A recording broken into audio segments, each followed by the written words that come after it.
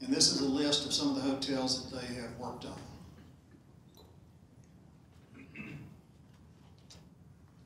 Different chains and different locations and different styles of hotels. So, here's the project. We've got a convention headquarters hotel. It's right across the street from the Civic Center. If you're bringing 1,000 people to town to go to this convention, then there's always a staff, there's always the management of that organization, whatever it is. There's the doers that need to be close to the convention. You would expect them to want to be in this hotel, so they're close to the convention center. Newcrest will build the hotel, Newcrest will operate the hotel. They will have an 80-year lease on the site. So what's happening is the city owns the ground, the city has leased the ground to the local government corporation, and the local government corporation is leasing it to Newcrest. Newcrest is going to build a hotel on it. So think about it for a minute. You've got this lot and somebody's going to come build a $45 million hotel on your lot, and you then own it because it's on your lot. It's a long-term lease, but you just got a hotel essentially for nothing.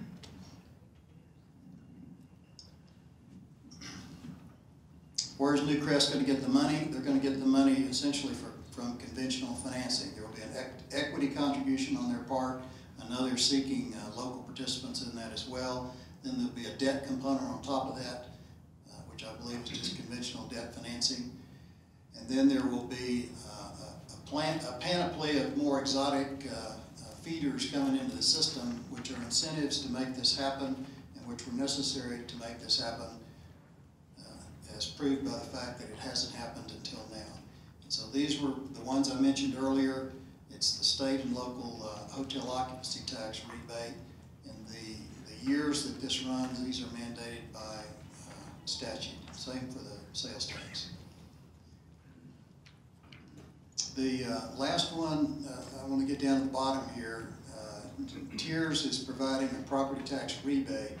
So for 20 years, whatever their ad valorem tax is, 90% of it will go back to the hotel. And then Tiers is also contributing to the streetscape, $2.7 million, which goes not just to the hotel, but also around the parking garage, also around the ballpark.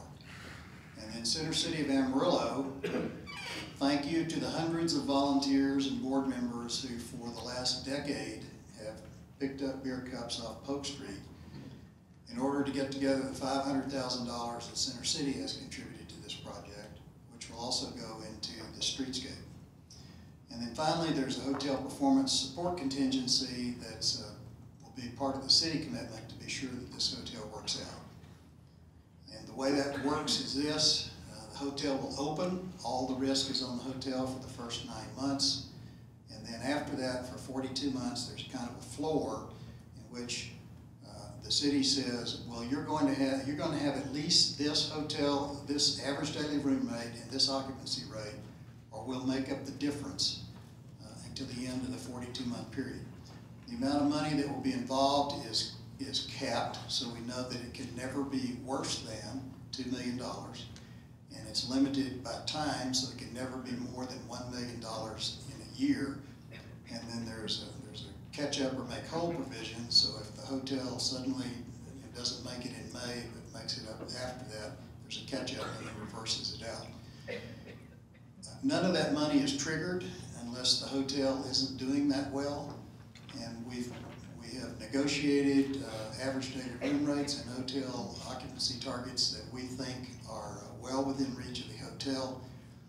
And if the Courtyard by Marriott is any example, they'll blow it away, and this will never be called on.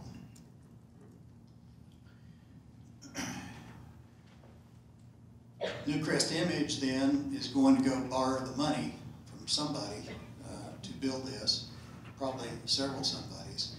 And what they will be putting up as their collateral is their own equity contributions, the revenue off their hotel, the various incentives that have been granted to them by Tiers, and these tax rebates. All of that together comes together into a package that makes this property financeable. When are things going to happen? We got to get the document signed. That hasn't happened yet. We've got to have them approved by all the parties. That hasn't happened yet, but it's close. It's on the agenda for the council next Tuesday, and then it's on the agenda for the LGC on Wednesday to consider the documents again. And we have negotiated away all the business points. That's done. The documents are ready to go. Assuming they're signed off very quickly here, then construction will start on the hotel by August of 2015. So what happens between now and then? Well, this is the time on any project like this that your A&E is done, your architectural study, your engineers. So you don't do that until you know you're going to build it, sign documents. And so the first 6 months or so will be consumed with that. The timelines that are built in, Newcrest Image has agreed to, so you got to assume they've got a little fudge factor there, so they think they can really make it. So it's got to be up and going by August. I would hope that it's going sooner than that, to the early part of the summer. But in any event, I think we can look forward to a start next summer. And then it's about 18 months or so out to finish the project to February of 2017. As soon as we get going, Dan Quant's going to go crazy and start booking conventions, and we better get that hotel built, or we'll be putting people in tents, because I know he'll be on it right away. How's this going to work? Well, we're helping by filling up that convention center with conventions. The hotel is helping us by providing the rooms for the people who are coming. There's thousands of rooms all over Amarillo, but there will only be 225 rooms across the street. And to get those conventions to come, we need to be able to say, we've got rooms. And we have an arrangement in this lease that says that they will hold up to 200 rooms up to 9 months in advance for us to book, for Dan to book conventions. So that means he can go out and say, you want a convention headquarters hotel? I got one right here. It's brand new. You're going to like it. And I got 200 rooms for you. Sign right here. What's the flag? Embassy Suites. This is part of the Hilton family and the Hilton reservation system, so it's absolutely in the big leagues in terms of how well is it going to work, and how well are we going to do in terms of getting people in here.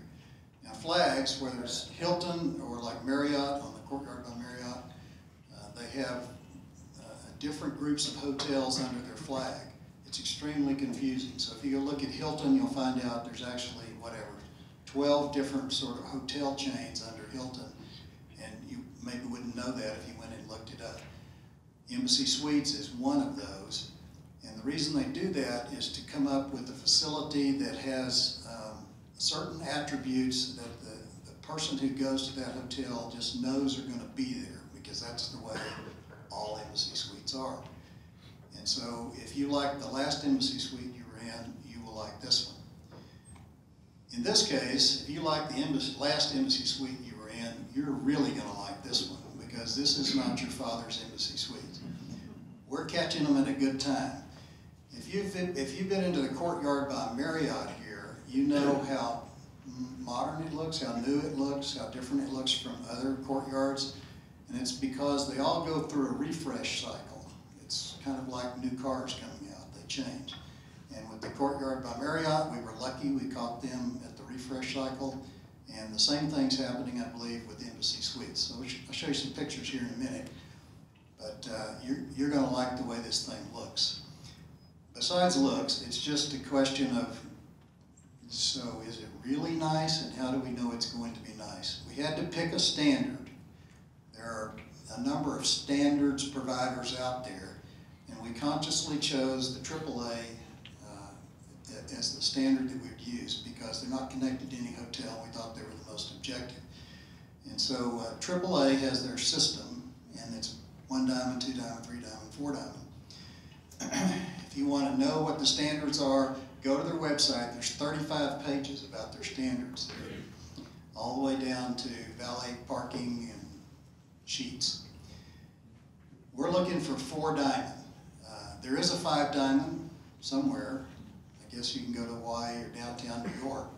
But 4 diamond is logically the best you could ever hope to have in Amarillo, Texas.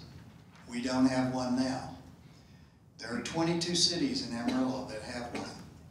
We're the 17th largest city in Texas, and we don't have one. We're going to have one now. So we're going to have an upper upscale hotel. The flag is going to be Embassy Suites, and we have a high degree of certainty that this is going to work here. Why do we think that? The guest satisfaction surveys among upper upscale hotels, this chain has won for 7 years in a row. So we think we're picking a winner. We also had long discussions with the developer about why does this make sense for us here. And you need to understand this about the business. During the week, it's pretty easy to book hotel rooms because the business traveler is in there. They get empty on the weekends, so putting heads in beds over the weekend is the challenge. So how do we get heads in beds over the weekends in Amarillo, Texas? And the answer to that is, who's coming here? Well, it's families from Pampa and Dumas, and it's people who've scheduled weddings and they brought people in from out of town. What kind of facility do they want? We think what they want is a suite. Rather than having a couple of rooms, they have a suite. They can stay for 2-3 days, whatever it is they're doing. So we think we've got a much better chance for this hotel to succeed at its most challenged time, which is over the weekend. The pictures you're looking at here are an example of some Embassy Suites. This particular one is in Chattanooga, Tennessee. And we picked out, these are kind of from the new model, so you can get some idea of what's coming. Here's Embassy Suites, Houston Energy Corridor.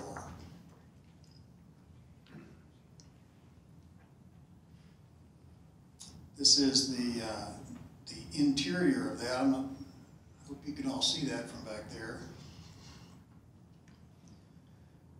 And have another example. This is the Embassy Suites, downtown Houston. This one's pretty tall, about 12 or 14 stories. We're not going that high, but it has a very small footprint, about a quarter of a block, I think. And what about the interior on this one? There's some examples. And then I think I've got some bigger ones to show you. Oh, this is the Embassy Suites, Fort Worth, downtown.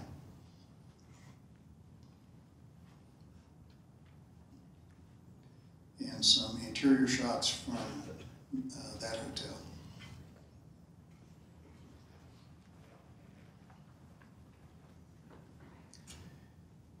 I have some bigger pictures, which maybe you can see better from back there. Embassy Suites, Knoxville, Tennessee, the check-in area.